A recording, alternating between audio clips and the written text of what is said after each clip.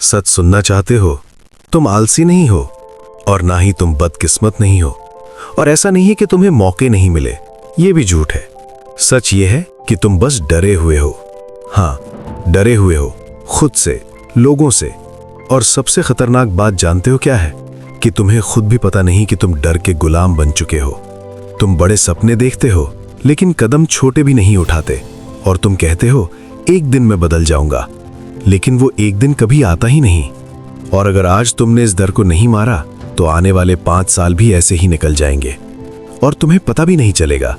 वही बहाने, वही पछतावा और वही एवरेज जिंदगी। अब फैसला तुम्हारा है, वीडियो बंद करोगे या अपनी कमजोरियों का गला दबाओगे। चलिए पहले समझते हैं डर होता क्या है। डर कोई मॉन्स्टर नहीं है, बल्कि डर सिर्फ एक अलार्म सिस्टम है।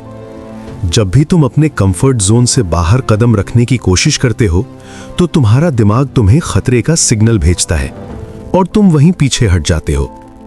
जैसे कि जब तुम लोगों के सामने बोलते हो तब भी तुम्हें डर लगता है, और कोई बिजनेस शुरू करने का सोचते हो तो कहीं ना चले का डर बना रहता है, या फिर कोई स्किल सीखना है तो लोग मजे लेंगे का डर बना रहता है। लेकिन समस्या डर नहीं है, बल्कि समस्या यह है कि तुम उसका आदेश मान लेते हो।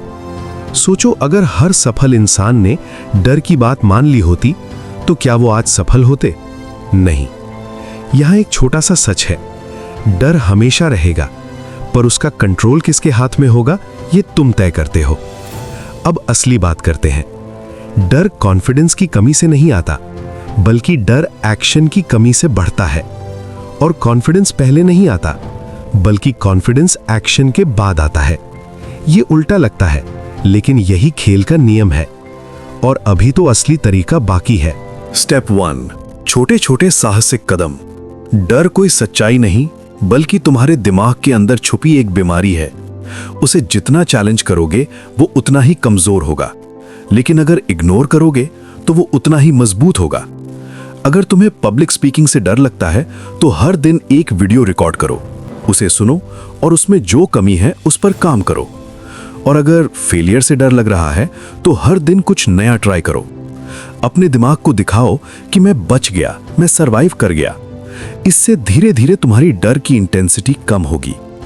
एक सवाल, अगर कल से तुम बिल्कुल फियरलेस हो जाओ, तुम्हारे अंदर डर नाम की चीज खत्म हो जाए, तो पहला काम क्या करोगे? सोचो। अब खुद से पूछो, वो काम आज क्यों नहीं कर रहे? यही तुम्हारा जवाब है। Step 2, worst case reality check. इंसान को डर हमेशा उस चीज से लगता है जो उसके लिए नहीं हो। तो उसके लिए तुम उस अननोन चीज को क्लियर करो, उसका सामना करो। अगर कुछ हो गया तो ज्यादा से ज्यादा क्या होगा? लोग हंसेंगे, लेकिन कितने दिन? 2 या फिर 4 दिन? लेकिन अगर कोशिश ही नहीं की तो पछतावा पूरी जिंदगी साथ चलेगा। अब फैसला तुम्हारा है, थोड़ा सा टेम्पररी दर्द या फिर जिंदगी भर का पछतावा। स्टेप 3, पहचान बदलो।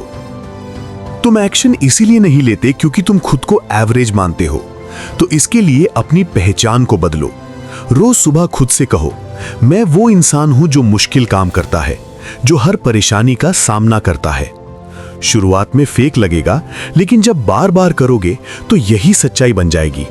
और जब पहचान बदलती है तो डर का अस्तित्व भी कमजोर हो जाता है। आज से 5 साल बाद तुम्हारे 2 वर्जन्स होंगे।